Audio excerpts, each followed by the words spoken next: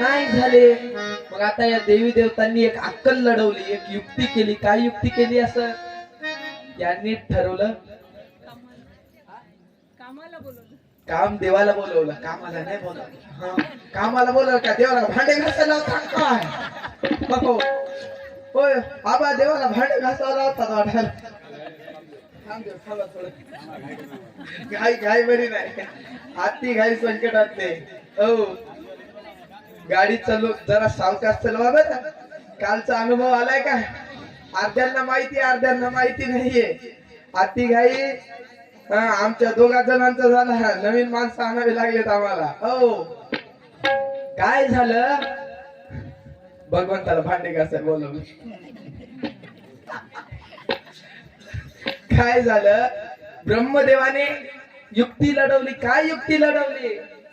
ब्रह्मदेव बोलले, माता बोल माय, तू हात वरीच भिल्लीने ना रूप घेऊन महादेवापुढे हे करून महादेव मग ध्यानस्थ झाले. कोण झाले? महादेव. महादेव काय झाले?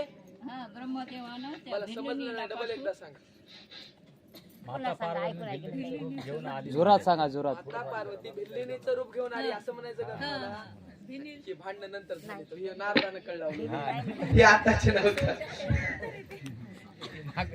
ते आताच नव्हे, थोड्या वेळाच्या नंतर आहे ते. आजच्या कधी आणखी लग्न झालं नाही, पार्वती भिल्लीन कुठली व्हायची.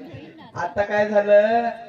आता काय झालं माहिती का? ब्रह्मदेवाने युक्ती लढवली. काय युक्ती लढवली? की बाबा, जेव्हा मी सृष्टीची निर्मिती करत होतो तेव्हा माझ्या अंगातून प्रत्यक्ष निघालेल्या कामाने माझ्यावर बाण चालवला आणि या बाणाच्या प्रभावाने मी इतका प्रभावित झालो की मी सावित्रीवर कामाची प्रतिघोषणा केली होती. म्हणून काय करायचं? कामदेवाला पाठवायचं. कुठं पाठवायचं? शिवशंकराकडे पाठवायचं. शिवशंकराकडे कामाला पाठवल्याच्या नंतर काय होईल? जसा कामदेव यांच्या हृदयात प्रेमाचा बाण मारेल तेव्हाच हे शिवशंकर काय होतील? ध्यानाच्या काय होतील? ध्यानाच्या इकडच्या नाही, ध्यानाच्या बाहेर येतील. बाहेर ध्यानाच्या बाहेर येतील. मग ब्रह्मदेवाने काय केलं? कामदेवांना बोलवलं. कामदेव काय करा? हो कामदेव या इकडं. आणि काय करा? आधीच नाही कामदेव. कामदेव अहो ऐकून जा की काय करायचं नेमकं. कामदेव काय करा? कामदेवाची भवाई कोण उडवली?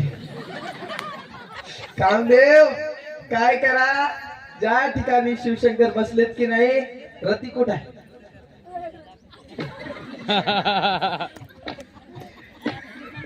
कामदेव आणि देवी रती, तुम्ही दोघं काय करा? ज्या ठिकाणी शिवशंकर ध्यानस्थ बसलेले आहेत की नाही त्या ठिकाणी जा आणि शिवशंकरावर प्रेमाच्या बाणांचा वर्षाव करा. त्याने काय होईल? शिवशंकर काय होतील? कामदेव बोला की. शिवशंकर ध्यानाच्या बाहेर येतील. मग असं जा, असं मागून आणि शिवशंकराकडे या. दोघे जण नवरा बायको. तुम्ही नाही, कामदेव आणि देवी रती. हो हो हो, गोंधळ करायचे.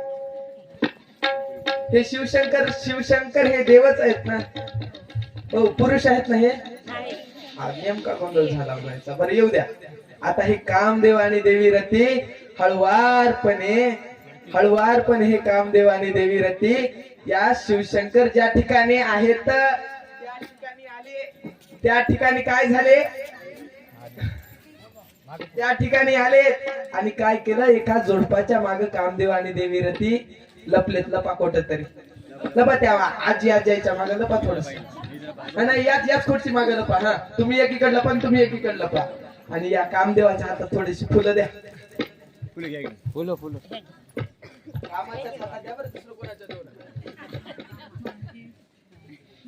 मग या कामदेवानं काय केलं? प्रेमाचे बाण घेतले आणि या कामदेवानं शिवशंकराच्या आजूबाजूला काय केलं?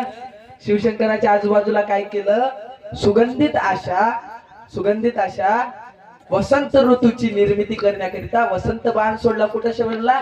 शिवशंकराच्या बाजूला एक बाण मारला आणि वसंत ऋतू मारा की बाण. वसंत ऋतू निर्माण झाला. सुंदर असे ओझाड झालेले पानं फुलं वेली यांना सुंदर असा हिरवा हिरवा रंग प्राप्त झाला. सुंदर असे सुगंधित पुष्प निर्माण झाले. इकडून तिकडून असं सुरसुराट वारं सुटायला लागलं आणि या कामदेवाने दुसरा बाण घेतला. काय बाण घेतला आणि या बाणाने काय झालं? आजूबाजूला सुगंध द्रवळीत व्हायला लागला आणि सुगंध पोहोचायला लागला आणि या सुगंधाने काय व्हायला लागलं? शिवशंकराच्या मनात हालचाल व्हायला लागली. आणि या कामदेवाने काय केलं? कामदेवाने तिसरा बाण घेतला आणि स्वप्न भ्रांतीचा हा बाण शिवशंकराच्या कानाला मारला. कुठं मारला? कानाला मारला. तरी काय शिवशंकर जागृतच होईना. मग या कामदेवाला वाटलं आता काय शिवशंकर जागृत होत नाहीत म्हणून कामदेव बाहेर आले. कामदेव बाहेर आले आणि कामदेवाने असा बाण घेतला. कोणता बाण घेतला? कामाचा बाण घेतला. कामाचा बाण घेतला आणि हे बाण शिवशंकराच्या हृदयात मारला. मारा. हा, आणि शिवशंकर जागृत झाले. शिवशंकर उठले. शिवशंकर उठले. शिवशंकर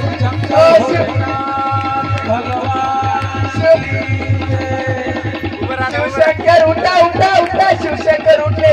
शिवशंकराला क्रोध आला. शिवशंकराने प्रलय अग्नी जागवली आणि शिवशंकराने प्रलय अग्नीने या कामदेवाची हत्या केली. कामदेवाला मारलं गेला का?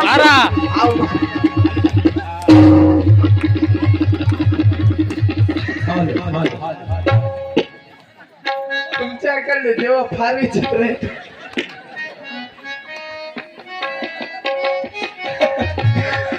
कामदेव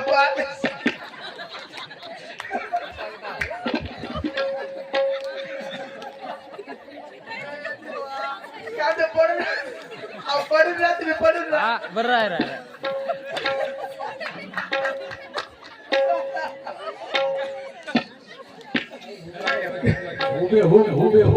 ज्या प्रकारे झालं होतं त्याच प्रकारे आता हे कामदेव काय झाले? या कामदेव कुठे गेले?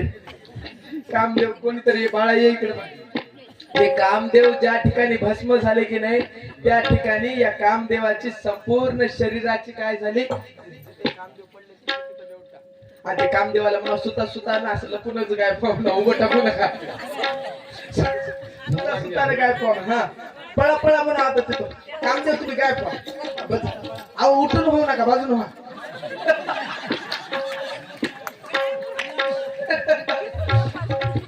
कामदेव काय झाले आणि या कामदेवाचे काय झाले? फुलं झाले.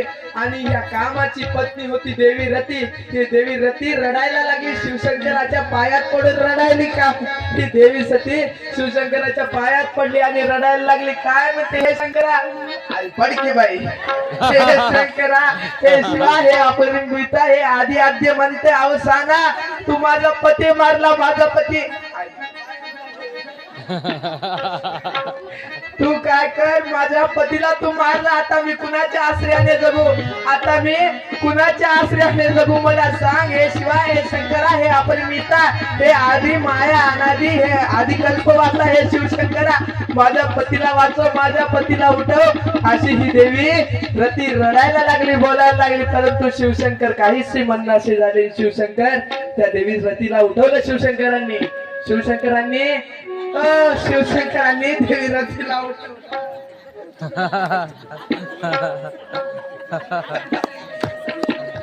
या शिवशंकराने देवी रतीला उठवलं आणि या देवी रतीला क्रोधाने शिवशंकर बोलायला लागले. कोणाच्या आदेशाने तुम्ही असं केलं? तुम्ही असं का केलं? मी माझ्या योग स्थितीत होते, तुम्ही असं का केलं? असू द्या, तुम्ही कुणाच्या आदेशाने असं केलं? तेव्हा देवी रती सांगायला लागल्या, माता सतीने पार्वती या रूपाने त्या पृथ्वी तलावर सांगा की काहीतरी असे हातवारे करा.